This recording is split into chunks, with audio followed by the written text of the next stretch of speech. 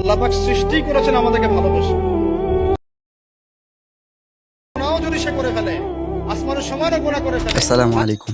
প্রিভিউতে যে text animation ভিডিওটি দেখলেন, এরকম টেক্সট অ্যানিমেশন ভিডিও কিন্তু টিকটকে আর ইনস্টাগ্রামে প্রচুর ভাইরাল হয়, এমনকি ফেসবুক রিলসেও কিন্তু অনেক ভাইরাল হয়।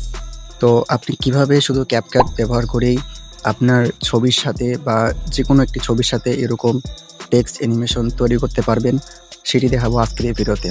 তো ভিডিও শুরু করার আগে একটি রিকোয়েস্ট, যারা আমার চ্যানেলটি সাবস্ক্রাইব করেন নাই এখন পর্যন্ত, কেন করেননি আমি কিন্তু জানি না। তো অনেক কিছু মিস করতে যাচ্ছেন। তো অবশ্যই আমার চ্যানেলটি সাবস্ক্রাইব করবেন। আর ফেসবুক পেজ থেকে দেখলে অবশ্যই পেজটিও ফলো দিবেন, কারণ আপনাদের একটি সাবস্ক্রাইব আর একটি ফলো আমাদেরকে পরবর্তী ভিডিও বানাতে উৎসাহিত। তো ক্যাপকাট ওপেন করার পর আপনারা যে ছবিটির উপর আপনাদের সেই ভিডিওটি তৈরি করতে চাচ্ছেন, সেই ছবিটি এখানে ইনপুট করে নেবেন। আর আশা করি ছবি কীভাবে ইনপুট করতে হয় এই সম্পর্কে আপনাদের একটি ধারণা আছে। আর আমি কিন্তু বেসিক নিয়ে আলোচনা করেছিলাম, বেসিক ভিডিওটা আপনি আই বাটনে দিয়ে দিব, দয়া করে দেখে নেবেন, ঠিক আছে?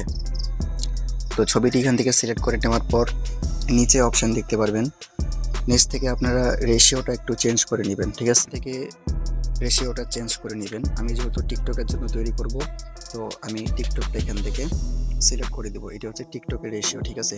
তো আমি টিকটকে ক্লিক দিব, এখানে রাইট বাটনে ক্লিক দিব। রাইট বাটনে ক্লিক দেওয়ার পর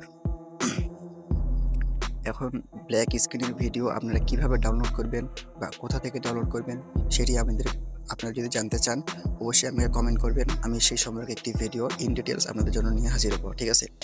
তো এখন ব্ল্যাক স্ক্রিনটা নেওয়ার জন্য আপনারা নিচে ওভারলে একটি অপশন দেখতে পারবেন, এখানে এই ওভারলেতে ক্লিক দিবেন, ঠিক আছে? ওভারলেতে অ্যাড ওভারলে দিবেন। তো আপনাদের গ্যালারি থেকে সেই ভিডিওটা এখানে ইনপুট করে নেবেন, ব্ল্যাক স্ক্রিনের ভিডিওটা, ঠিক আছে?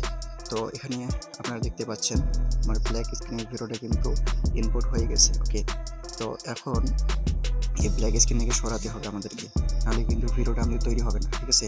তো এটিকে সরানোর জন্য ভিডিওতে ব্ল্যাক স্ক্রিনের ভিডিওতে ক্লিক দেওয়া অবস্থায় নিচে আপনারা একটি অপশন দেখতে পারবেন স্পাইসি নামে বা স্পেসি বা ঠিক আমি জানি না। তো এই লেখাটিতে আপনারা ক্লিক দেবেন, ওকে? এই লেখাটিতে ক্লিক দেওয়ার পর এখানে কিন্তু অনেক ধরনের আপনারা ইফেক্ট পেয়ে যাবেন।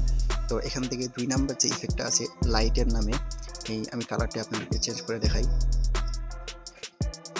এই যে এই লাইটের নামে যে ইফেক্টটা আছে, এই লাইটে নিয়ে ক্লিক দিবেন আর রাইট বাটনে ক্লিক দিবেন।